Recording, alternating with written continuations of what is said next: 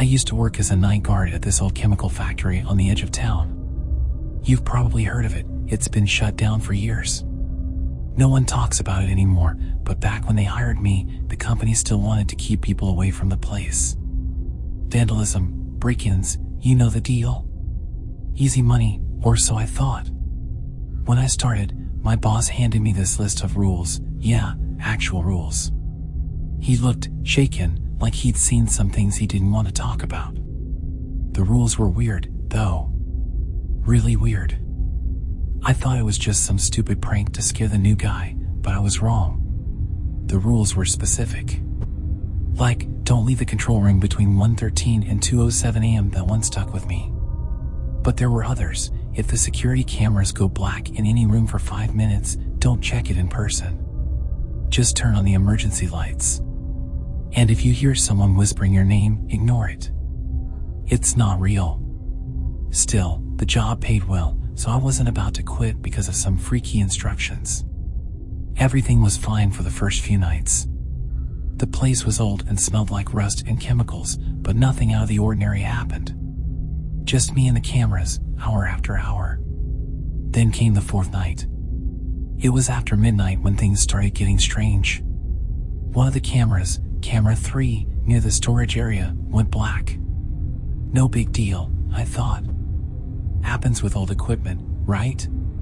But then I remembered the rule. 5 minutes. I had to wait 5 minutes. I set a timer on my phone and stared at the blank screen, hoping it was just a glitch. When the 5 minutes were almost up, the screen flickered back on. I swear, my heart nearly stopped.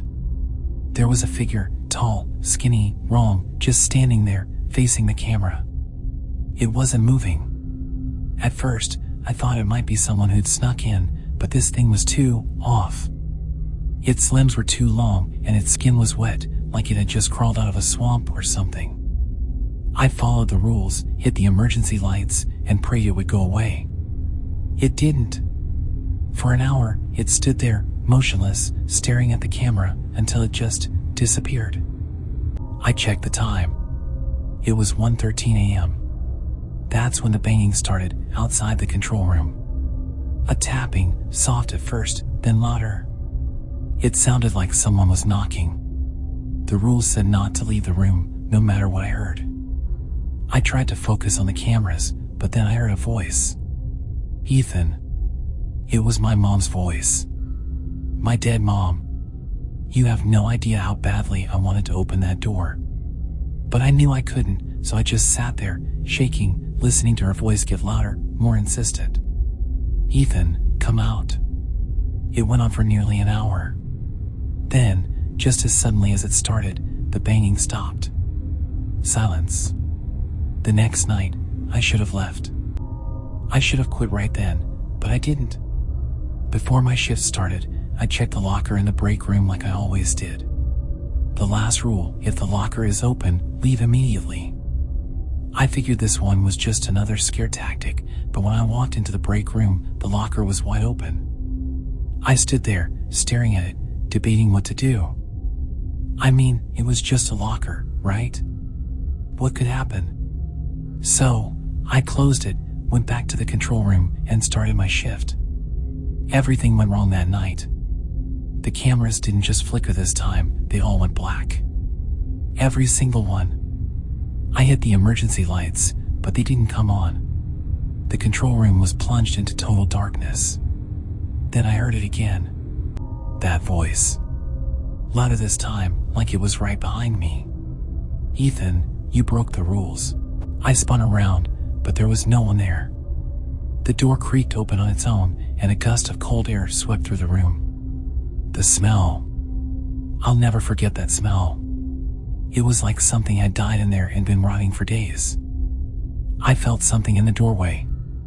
A presence, something watching me. And then I saw it. The figure from the camera, it was standing right there.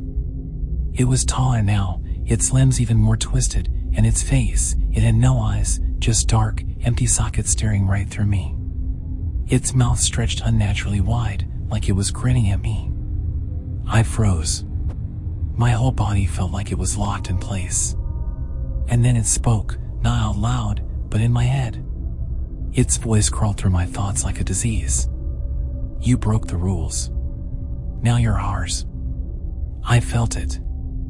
I felt it in my bones, like something was trying to take over, like I was losing myself. But somehow, I managed to move. I don't know how, but I bolted for the door. I ran down the hallway, hearing it behind me, those long limbs scraping against the walls. The whispers were louder now, filling my head, telling me I wouldn't make it. I turned the corner, saw the exit, and sprinted for it. But just as I reached the door, I felt it grab me. Its hand wrapped around my wrist, cold and slick, pulling me back. I turned, and it was right there, its face inches from mine.